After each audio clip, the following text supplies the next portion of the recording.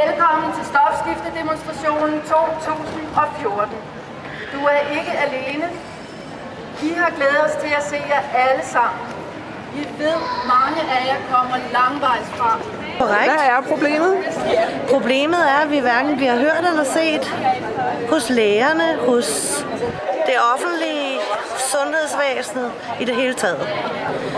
Vi ønsker, at vi bliver hørt. Vi ønsker at få ordentlig og respektfuld behandling. Vi ønsker det rigtige medicin.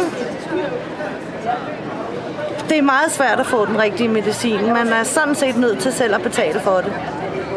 Jeg kunne se, der var et skilt her, hvor der ligesom stod, at hvis man var i det offentlige system, så fik man at vide, at der ikke kunne gøres mere for en, og hvis man kom over til privatlægen, så var der muligheder. Hvad går det ud på? Det er korrekt, ja, fordi at de fleste læger og speciallæger, de vil ikke give folk den medicin, som vi faktisk får det godt på. Ej heller blodprøver får vi lov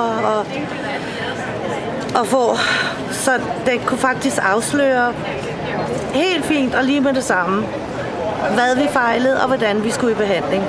Nu er det jo ikke alle, der ikke kan tåle den medicin, men mange kan ikke, og der bliver flere og flere og flere, der ikke kan tåle den. Så som du ser det, så er der muligheder, men man bruger dem bare ikke? Man bruger dem ikke, og det er meget underligt, fordi den medicin har faktisk eksisteret i 100 år. Men da det syntetiske kom på banen mellem 1960 og 1970, der besluttede man sig for, at man skulle altså køre med det syntetiske. Og så røg den medicin, som vi faktisk får det godt af, den røg ud. Har du nogle eksempler på, hvad de menneskelige konsekvenser er? Hvad sker der? I værste fald døden.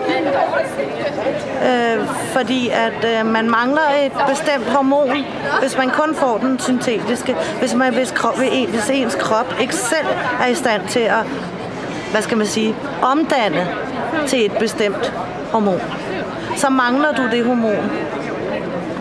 Og det har fatale konsekvenser. Og når det ikke går helt så galt, er det så noget med dårlig livskvalitet sådan generelt for mange? Utrolig dårlig livskvalitet. Det er sådan noget med, altså da jeg kun fik, jeg kan jo tage mig selv, da jeg kun fik den gængse medicin, der lå jeg simpelthen i min seng. Jeg kunne ikke andet. Jeg kunne ikke engang gå 50 meter. Så ja, jeg slog ud over det hele og havde store plamager, hvor det kløede og sov ikke om natten og blod over det hele, fordi huden går i stykker. Hvordan kan det være, at du er kommet i dag? Jo, jeg kommer for at være med og støtte gruppen i dette vigtige arbejde, for at få rigtig medicin for alle og få rigtig blodprøvetaking for alle. Hvad skyldes grisenæsen her til demonstrationen? Jamen, den skyldes, at vi vil have den naturlige grisemedicin, tyreide. Vi vil ikke have det syntetiske, vi bliver syge af. Så vil vi hellere gå rundt og sige... Og være nogle små svin. Ja. Så mine supporter her, de synes også, det skal være sådan. Du er også på gris. Ja, jeg er også på gris. Ja. Og vi har fået det meget bedre. Så fik vi det godt, når vi fik noget, der var fremstillet af grisens skjoldbruskkirtel. Ja. Ja, det kan være, at I lige skal forklare mig det ordentligt, så kort man nu kan. Hvordan hænger gris og medicin sammen? Det hænger sådan sammen, at den er udvundet af grisens skjoldbruskkirtel. Det vil sige, at man får både til 3 og til 4. Og dermed får man det bedre, fordi man får den rigtige kombination. Det syntetiske er kun lavet af 1, og det er til 4. Og det bliver vi simpelthen syge af. Så vi får tilført noget hormon, som vi ikke får på det syntetiske, og det gør så, at vi slipper for en masse symptomer på den syntetiske. Og det er et hormon, der gælder ud i hver en celle, og det er cellerne både i hjernen og muskler overalt i hele kroppen. Så ikke nok med, at vi bliver for ondt, men vi bliver også meget trætte, og hjernen fungerer ikke. Vi går rundt i en tågestilstand. Så det er simpelthen et mirakelmiddel, når man først får lov til at slippe det syntetiske og kommer over på det naturlige. Om det så er, fordi vi ikke kan tåle det, eller om at vi får mere til 3. Det er fuldstændig ligegyldigt, vi får det godt. Ja. Det kunne tyde på, at Sundhedsstyrelsen tvinger os til at vende blikket mod udlandet for at få hjælp. Hvem har overordnet ansvar for den umenneskelige behandling af syge mennesker? Det er en farce. Det må i sidste ende blive en stor udgift for samfundet, da vi mister arbejdsevnen og ikke er i stand til at fungere i samfundet på lige fod med raske mennesker.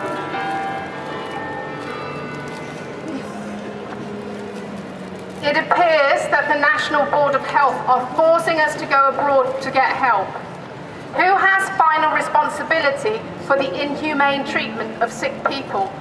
It is farcical, and it's an immense financial burden for society as many of us become unable to work and can no longer contribute as we would if we were well treated for our conditions.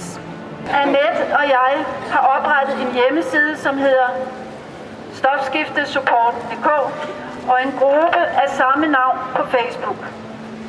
Stofskiftesupport.dk. Hvorfor er du mødt op til stofskiftedemonstrationen? Jeg er mødt op for at støtte alle mine Facebook-venner i stofskiftesupportgruppen, og fordi jeg er en af de heldige, hvis læge har udskrevet medicin til mig, naturlig skjoldbuskirtelmedicin, som jeg får ned fra apoteket i Hamburg. Men hvor længe jeg kan få lov til det, det er jo et godt spørgsmål. Før jeg fik det her medicin, var jeg på Eltroxin, og fik det bare dårligere og dårligere. Jeg hjalp i hvert fald ikke. Jeg blev ikke rask af det. Og nu efter jeg er kommet på det rigtige medicin, som jeg har været på siden 1. marts, så er jeg igen i stand til at passe mit job.